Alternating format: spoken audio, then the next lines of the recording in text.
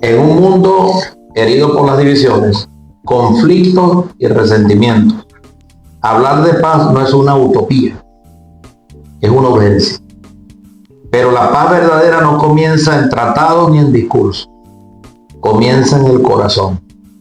Y ahí aparece una palabra exigente, yo diría exigentísima, pero liberadora. Perdón. Perdón. Hoy vamos a dedicar este programa de punto de vista, y bienvenido a Punto de Vista, por su canal Prensa Pedro Duarte, su canal de YouTube. Ahí en la pantalla aparece el link para suscribirse y la mano para darle me gusta. Y he titulado este programa La paz y el perdón, camino hacia la reconciliación. Tengo como invitado a un asiduo visitante pues a nuestro programa, y que siempre con su sabiduría, con toda su formación, sirve como bálsamo para tocar temas que son a veces áridos, duros. Y estoy hablando pues de Monseñor Francisco Gil. Monseñor Francisco Gil, pues, licenciado en filosofía, en teología, estudió en derecho canónico, en educación, y bueno, profesor, fue profesor a nivel de seminario, juez, y en la diócesis de Cabima, la diócesis de Maracaibo, llegó a ser secretario también de la Conferencia Episcopal Venezolana, en cantidad de cosas que podemos hablar acá, una formación extraordinaria. Vamos a estar tocando este tema.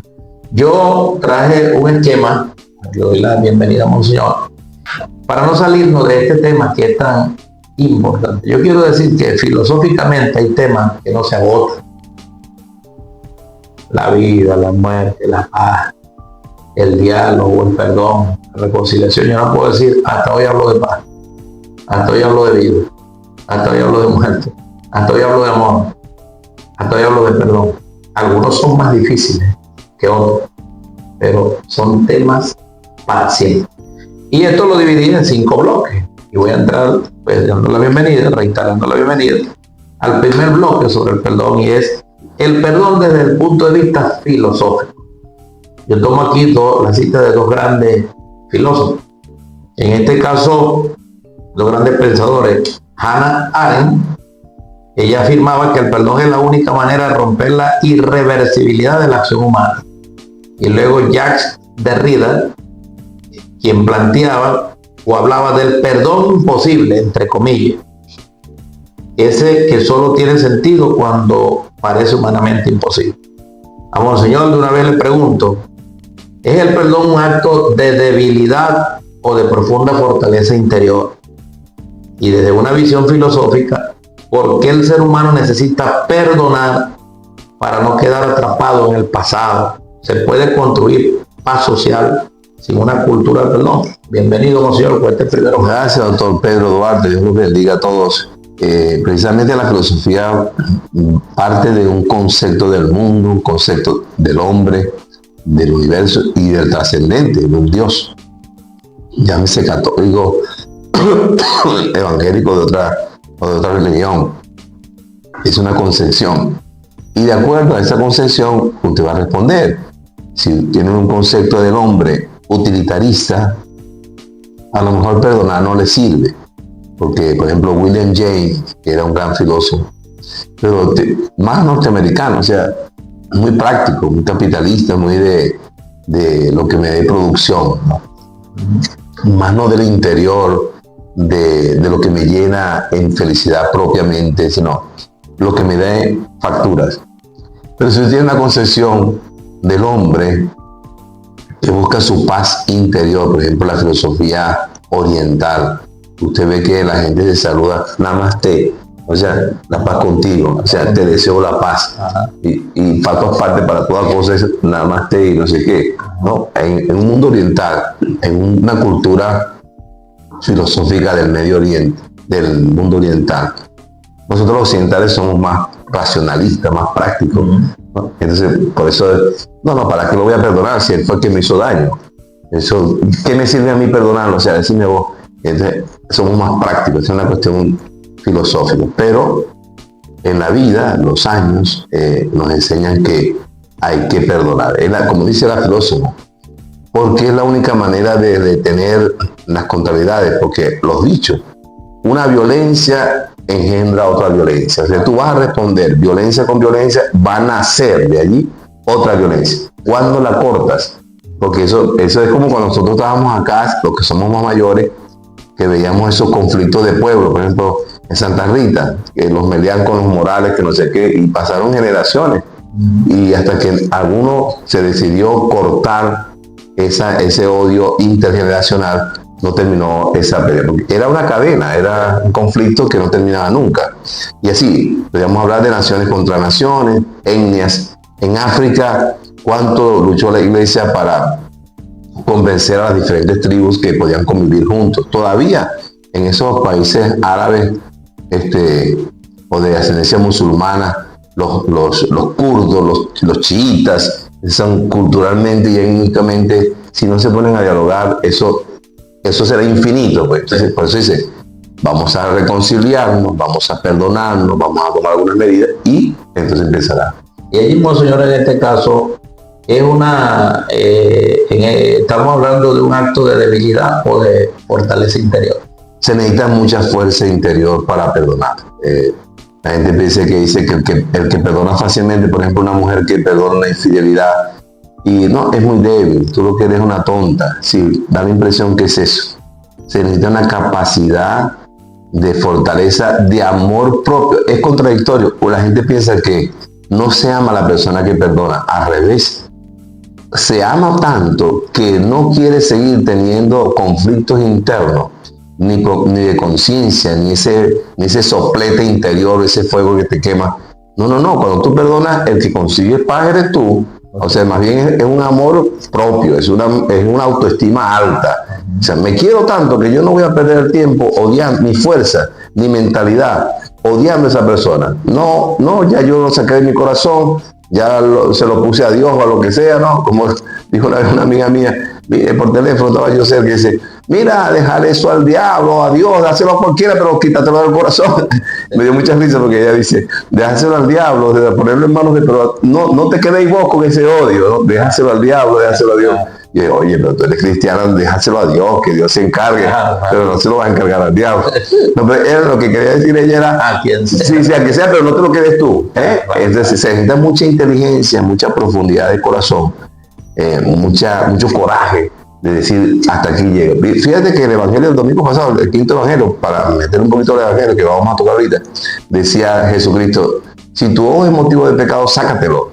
Si tu mano es motivo de pecado, córtatela. Si tu pie, córtatelo. O sea, tienes que tener una decisión drástica. Se necesita mucho coraje para sacarse un ojo, para que cortase una mano. Porque más vale que tú no tengas eso en tu corazón y tomes una decisión radical para que puedas ser feliz, o sea, para llegar al cielo. Exactamente. Ahí es bueno, sí, es radical duro, porque a cualquiera puede agarrar eso, sobre todo un fanático, hay que ser bien cuidadoso, un fanatismo bien lejos, pues eso es una enfermedad. Y va y se saca el ojo, Sí, y va y se corta el brazo. No, el radicalismo es la decisión. Y aparte de eso, que es una decisión. No, pero hay una cosa, monseñor, recuerdo que Mandela, 26 años preso en una celda de 2x2, leyendo, estudiando, pasando exámenes allí, y después salió a reconciliar a Sudáfrica, y la reconcilió. Y aparte de ello, pues decía, cuando salí de allí, me di cuenta que si no olvidaba aquello, no pasaba la página, pues, o pasaba a otro nivel, iba a ser un eterno encarcelado. Así podemos hablar del caso de Pepe Mujica, de Mahatma Gandhi, estamos hablando de ejemplos humanos, reales, ¿no? Pero si nos vamos a nuestro Señor Jesucristo, ya hombre, por supuesto, perfecto, y hombre y Dios al mismo tiempo, pero ahorita vamos a tocar ese tema también allí. Pero es importante, monseñor, porque a veces se cree que es un acto sencillo, ¿no? No es lo mismo cuando uno se ve una herida de algo que le ocurrió un accidente hace muchos años y uno la recuerda, aquello. Pero no es lo mismo recordarlo ya con la herida sana, a recordarlo con la herida cuando estaba supurando y cuando estaba... Es decir, ya uno recuerda con más serenidad, con más tranquilidad y como algo que pasó que me dejó una lección. Yo pienso que ese ejercicio, filosóficamente hablando, porque ¿qué es el ser humano? Es el hombre que te llamamos a perdonar. No es fácil, pero hay que hacerlo. Por eso yo le daba aquí esto de decir una fortaleza interior y porque el ser humano necesita perdonar para no quedar atrapado en el pasado. ¿Qué dice con respecto a esta partecita allí? Porque yo pienso que, yo últimamente he pensado que el tema no es como un coraje, o como si aquella otra persona se lo merece o no se lo merece, o el perdón fue más fuerte o más leve, sino el trabajo para quedar en paz, o sea, difuminar, me gusta mucho esa palabra, difuminar, porque olvidar es casi imposible. Sin embargo, en el punto de vista teológico, hay gracias que Dios permite que ese recuerdo se vaya. Pero difuminar sí, o sea que mi recuerdo es muy leve de eso que pasó con los años, con la gracia de Dios. Pero yo creo que el trabajo más grande que hay que hacer es ampliar mi capacidad de tolerancia. O sea, yo no esperar que el otro cambie, porque el otro va a seguir a lo mejor siendo malo, porque hay gente mala con M mayúscula, y así usted lo perdone, va a seguir siendo malo. O sea, entonces los psicólogos y los mismos filósofos dicen, no, apártate, distánciate, o sea, aléjate, lo perdonas, pero entre más te distancias, bueno, a veces no puedes porque es tu mamá, porque es una persona muy cercana y no puedes distanciar. Sin embargo, se puede uno lograr, aunque físicamente uno esté con la persona muy cercano, puede distanciarse, o sea, mentalmente, de actitudes. Apártate, distánciate, o sea, hay gente que me dice, padre, es que yo no le he podido perdonar porque yo lo veo y no me sale besarlo, no me sale abrazarlo. Es que no dice así. La palabra de Dios dice, Jesús, después que enseña el Padre Nuestro, a los apóstoles, dice, porque si no perdonas de corazón a tu hermano, tu Padre Celestial que está en los cielos tampoco te perdonará. O sea que la exigencia divina es de corazón, no de acción externa, por supuesto. Y se enferma, tú por caridad tú lo ayudas, pero de corazón tú no lo sientes hirviendo en un sartén. En tu corazón ya tú no sientes nada por esa persona, porque ampliaste tu capacidad de comprensión. El sufrimiento te fortaleció tanto, porque dice San Pablo, lo dice, que en las pruebas tu corazón se fortalece. La virtud de la esperanza crece. O sea, entonces el que creciste fuiste tú, el que amplió su corazón fuiste tú. Hay que trabajar eso. Tengo yo poca o mucha tolerancia. Ya mi corazón se amplió. Es el tema de acrisolar, ¿no? Nos acrisolamos, el oro se acrisola al fuego, nos acrisolamos en la vida, como dice San Pablo. Monseñor, decía el Papa Juan XXIII, sí, cuando instaló el Concilio Vaticano II, siempre me gusta esta frase, que la he recordado mucho. En lo igual, unidad. En lo diferente, respeto. Y en todo lo demás, tolerancia. Caridad. Bueno, Monseñor, en un segundo bloque, esta es la parte filosófica, bueno, imagínense, eso yo no sé cuántos programas, pero se está tratando de ir a lo concreto, ¿no? No decía esto para añadir algo más de filosofía. Un gran filósofo de la Iglesia Católica, Santo Tomás de Aquino, el papá de la escolástica, de la filosofía escolástica, decía, el obrar sigue al ser. O sea, según lo que yo sea, obro en consecuencia. Pero si yo en mi corazón no lo arreglé, el obrar, o sea, mis frutos no van a servir. Entonces, debo trabajar mi yo, no el otro se quiere convertir o quiere cambiarse, lo que sea. El obrar sigue el ser, ese Santo Tomás de Aquino, doctor de la Iglesia. Nada más y nada menos. En este segundo bloque, como lo denominé yo aquí, este crítico que dice, para ir en la línea de algo tan interesante, tan importante como esto. El perdón desde el punto de vista bíblico, o sea, y por supuesto tenemos que entrar a nuestro Señor Jesucristo, los evangelios, por supuesto. Padre, perdónanos, no saben lo que hacen. La parábola del hijo pródigo, que es considerado un evangelio dentro del evangelio. Lucas 15, sí. Lucas 15. El llamado a perdonar 7 veces, pero hay otro lugar donde perdona hasta 70 veces 7. Cuando San Pablo habla, no dejar que la puesta del sol no confunda vuestro enojo, no deis lugar al diablo. Sí, arreglar los problemas antes que el sol se oculte. Ahí le pregunto yo, ¿por qué el perdón ocupa un lugar tan central en el mensaje cristiano? ¿Cómo entender el perdón cuando la herida ha sido profunda? ¿Perdonar significa olvidar o significa transformar la memoria? Desde el punto de vista bíblico, a mí me gusta mucho la frase de Jesucristo después que dice que debemos perdonar 70 veces 7, y el número 7 en la Biblia es perfección, o sea, siempre. Entonces San Pedro le dice, Señor, entonces ¿quién puede salvarse? O sea, como diciendo, ¿quién hace eso? ¿Quién cumple eso? Dice San Pedro. ¿Y qué fue la respuesta de Jesús? Para los hombres es imposible, no para Dios. O sea, que cuando tú le das chance a que Dios obre en ti, cuando Dios obra en ti, te capacita para perdonar. Por eso yo le digo a la gente, mire, no diga, Señor, ayúdame a perdonarlo. Padre, yo no puedo perdonar. No, tu corazón tiene que decir, Señor, regálame tu perdón, tu misericordia, tu bondad, tu bálsamo, dice el Papa Francisco en la bula de la misericordia. Regálame tu perdón, tu misericordia. Llena mi corazón de eso, para que tú lo perdones a través de mí. O sea, yo no soy el que perdono. Es Dios a través de mí, porque es que Él es el que lo puede. El hombre es imposible. Para los hombres es imposible, no para Dios. Dice Jesús, por eso lo pide, ¿no? 70 veces 7, etcétera, ¿no? Museo, ahí el Salmo, creo que era el 50, donde David, Sí, 51, 51, sí, habla precisamente de ese arrepentimiento tremendo con respecto a todo lo que he hecho. Es una belleza. Misericordia, Dios mío, por tu bondad, por tu inmensa compasión, borra mi culpa. Lava del todo mi delito, limpio mi pecado. Sí, ese es el gran salmo de la misericordia. Qué barbaridad. El perdón. Y ahí, Monseñor, con respecto a esto, ¿cómo entender el perdón de una herida profunda? O sea, ¿cómo que podemos decir eso? Y lo que decía ahorita, ¿no? ¿Es olvidar o es transformar la memoria? Yo creo que es transformar la memoria. Olvidar es complicadísimo. Yo por eso decía hace rato que a mí me gusta la palabra difuminar más que olvidar, porque desde el punto de vista nociológico casi imposible, ¿no? O sea, todas son memorias muy dolorosas, marcaron mi vida, o sea, como lo olvido yo, me hicieron tanto daño, o sea, no da tiempo poner ejemplos así muy cruentos, ¿no? El doctor, un colega mío, me contaba un doctor que era colega, su colega llegó medio borracho a la operación de su mamá y le dejó el bisturí adentro a la mamá, y la mamá murió, ¿no? O sea, ¿cómo perdono yo cosas de esas? Mi colega, mi amigo, que operábamos juntos, ese día llegó tomado, y así pueden poner ejemplos que son terribles, ¿no? O sea, entonces yo no puedo decir, no, mira, perdona, así facilito, no. Hay cosas que son más bien de transformación mental, de trabajar mucho con hábitos de reconciliación.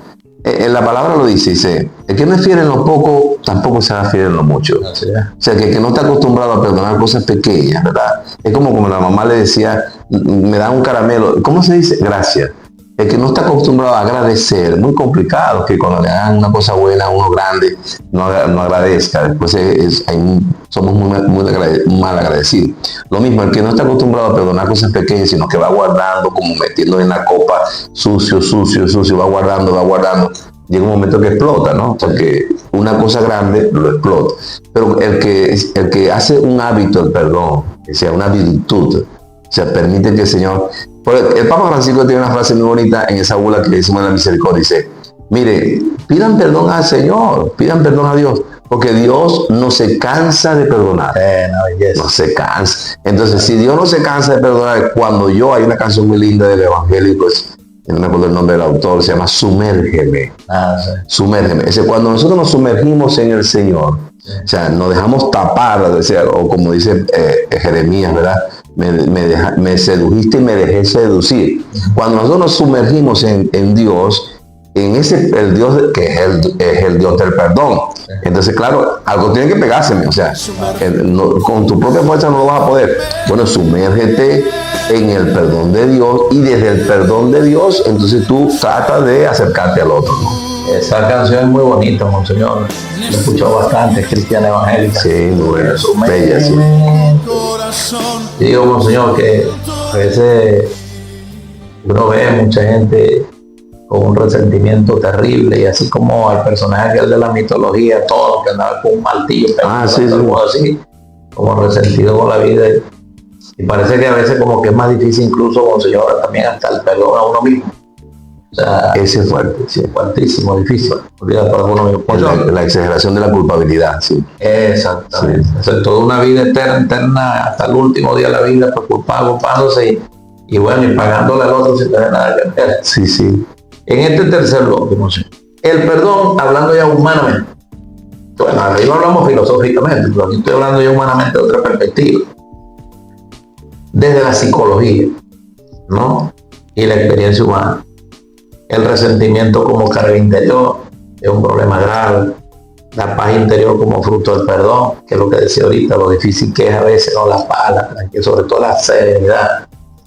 Y cuando el subconsciente, pues, y el inconsciente, perdón, de repente sale por ahí y atropella, y empieza a recordar cosas y cosas y cosas, y viene eso que dice usted, la exagerada culpa, ¿no? La reconciliación con uno mismo. ¿Qué ocurre o qué pasa pues en el corazón de una persona que no perdona? Es posible perdonar cuando el otro no pide perdón. Y luego el perdón es un proceso o un acto inmediato. Yo creo que es bidireccional, o sea, también es difícil uno pedir perdón. O sea, cuando uno es fácil para pedir perdón, es fácil también perdonar. Yo tuve un congreso en Bogotá, yo quisiera hacerlo alguna vez con un conjunto de psicólogos acá, que es más profundo todavía, que es cómo hago yo cuando quiero perdonar a una persona pero ya falleció, mi papá, mi mamá, o quiero pedirle perdón pero está muerto. Yo tuve un congreso de 4 días duró y lo llevaban 2 padres que eran psiquiatras y psicólogos, pero no tenemos tiempo para... Fue fenomenal, o sea, desde el punto de vista de la fe, desde el punto de vista de la convicción que Cristo resucitó y venció toda la muerte y todo lo que implica muerte, toda oscuridad, entre ellos el odio, el rencor, la ira enquistada, todo eso es muerte, todo eso es demonio allí y Cristo lo venció con la luz y por eso que el fuego, la luz, la resurrección, Pentecostés, quema, el Espíritu Santo viene y cauteriza todos los dolores, todo eso es. Entonces, ¿cómo hacer que yo puedo decir, creo en la comunión de los santos? O sea, creo que hay una vida después de esta vida, que Cristo me la ofreció, la venció, y con esa victoria de Jesucristo, puedo yo reconciliarme incluso con los que ya partieron. Es una cosa muy profunda, pero da mucha paz. Ojalá pudiéramos alargarnos para los testimonios que daban después, que las personas lograban reconciliarse con su papá, con su hijo, con su esposo que habían fallecido. Las personas que habían abortado, pedirle perdón a su bebé que no lo dejaron nacer. Eso fue una cosa maravillosa, ¿no? Entonces, ¿cómo conseguir paz después de dar un paso tan profundo, una decisión tan fuerte, tan valiente, agarrado y tomado de la mano de Cristo resucitado? No estamos hablando de espiritismo y nada de esas cosas, sino agarrado de la mano de Cristo resucitado. Buenísimo, esa es pura psicología profunda. Ese es ir al yo inconsciente, es darme oportunidad a mí de reconstruir mi cognición, o sea, de resetear toda mi mente. O sea, ¿por qué voy a seguir yo? El Salmo 90 es buenísimo, dice, enséñame, Señor, a calcular mis años para adquirir un corazón sensato. O sea, ¿cuántos años me quedan de vida? 15, 20. Vas a seguir cargando ese grillete del odio. Es como cuando Pérez Jiménez, que tenía una bola de hierro que no podían los presos caminar. Vas a seguir cargando con eso. Lo que te quedan son 20 años. Sí, me quedan 15, 20 años, 30 años. Entonces dice, enséñame, Señor, a calcular mis años. Entonces te dice la palabra, te dice la fuerza interior, te dice tu psicología, tu insight, tu fuerza psicológica interior. Te dice, hazlo y conseguirás paz interior. Monseñor, yo recuerdo que usted nombró Colombia, yo estuve allá, y gracias a Dios, y gracias a la diócesis de Cabima, Monseñor líder en ese momento, y estudiando Derecho Humano y Resolución de Conflictos, Instituto Teológico Pastoral para América Latina. Ahí estuve un profesor en la Universidad Pontificia de México, Universidad Pontificia de Perú, pero también profesor del Javeriano. Y lo más colosal de este profesor, que usó unas dinámicas increíbles, fue la primera vez que uno veía unas clases así, y uno parecía que estaba jugando y después le encontró el sentido. La idea de todo esto era entender que no hay nada, que por cierto nuestros hermanos indígenas, pues nuestros hermanos, nuestros ancestros, verdaderos dueños de toda esta tierra, nos enseñan y nos dan clases, pero de magistrales de lo que significa el diálogo. O sea, el problema hasta de 50 años lo han resuelto por el diálogo. ¿Y saben qué es lo más colosal, no señor? Usted que está hablando de estas cosas duras, digamos otra vez casuística, ¿no? Que ese profesor, los grupos estos irregulares, uno de esos grupos irregulares, le habían cortado por la mitad a su hermano. Y él estaba dentro de los diálogos. ¿Entiendes? Por parte del gobierno, para con estos señores, para tratar de buscar la paz. Sí. Son cosas increíbles, ¿no? Cualquiera diría, ¿y cómo lo está haciendo? Bueno, menos mal que toca ese punto antes de irnos, porque la gente dice, eso es muy bonito, pero ¿cómo lo hago? Bueno, yo escuché una conferencia hablando de psiquiatra, ¿verdad? Ahora no me acuerdo el nombre, de Maracaibo. Y él decía que una manera para conseguir el perdón o la paz interior, cuando tenías una olla de presión adentro, o sea, es un odio terrible, ¿no? Es decir, una primera manera es conversarlo con alguien. En la de manejo de conflicto dicen que hay que buscar un referee, o sea, una tercera persona que sirva de mediación, una persona neutral, una persona que no sea subjetiva, sino que no te va a dar la razón a ti. Si no la tenés, no te la va a dar. Hay que buscar personas muy serias, muy profundas, de mucho conocimiento, habilidades y destrezas en el campo. Y bueno, vete allá. Una vez me dijo, padre, yo fui un psicólogo y no me convenció, no logré tener paz. Bueno, anda otro, anda cuatro, porque a lo mejor un psicoanalista no te ayudó, pero uno de gestal sí, a lo mejor qué sé yo, cualquier línea de esta de PNE, lo que sea, cualquier escuela, pero a lo mejor tienes que ir a varios, no te cierres, o a un sacerdote, a un retiro, a una cosa de esta, o sea, tienes que buscar personas y ambientes fuertemente para poder sacarte ese veneno. Y termino yo diciendo, yo le decía una vez a una señora que la convencí, yo no llevaba cómo convencerla porque el esposo le decía infiel, y yo le decía, mira, papá no decía cuando éramos chiquitos que estábamos casando, que si nos llegara a picar una culebra, que decía uno picar, pero morder, pues, y dice que corríamos uno de los hermanos, le hiciéramos un torniquete en una pierna, o sea, le apretáramos duro, ¿para qué? Para que el veneno no subiera. Y dice, le agarra la navaja rápido, le corta la pierna y te tiras arriba, chupa el veneno y escupe rápido, decía papá. Entonces yo eso le aclaró la mente a ella. Tú, mientras que empiezas a buscar con quién fue, cuántas veces, cuánto duró eso, y empiezas a ampliar el veneno va subiendo para el corazón, te vas a morir. Te vas a morir. O sea, ¿cuál es la cosa, cuál es una estrategia para el perdón? Sacarte el veneno rápido. Así es. Si lo dejas crecer, ¿no? Se va convirtiendo en tremenda piedra. Monseñor, y ahí es el tema de eso que usted plantea, que es lo que generalmente pasa. Silencio, callado. No necesariamente nada más en el tema de pareja, en todo. Y se va aquello convirtiendo. Y después, ¿quién puede con esa piedra? Por eso, y ahí el que aparece, no, que no puede ser, pero quien digo que esto es fácil, hermano, porque esto forma parte de la convivencia humana, ¿entiendes? Si no vamos a terminar como lo decía el gran filósofo Tomás Hobbes, el hombre se convirtió en un lobo devorador de hombres. Sí, entonces, yo creo que ya en este bloque final, Monseñor, la necesidad de perdonar para vivir en paz, ¿no? Aquí, por ejemplo, podemos hablar de paz mundial sin comenzar por la paz del corazón. Colocaba yo aquí también, el perdón es el único camino real hacia la reconciliación auténtica. ¿Qué le diría a usted, Monseñor, a alguien que hoy está luchando interiormente con una herida que no logra soltar?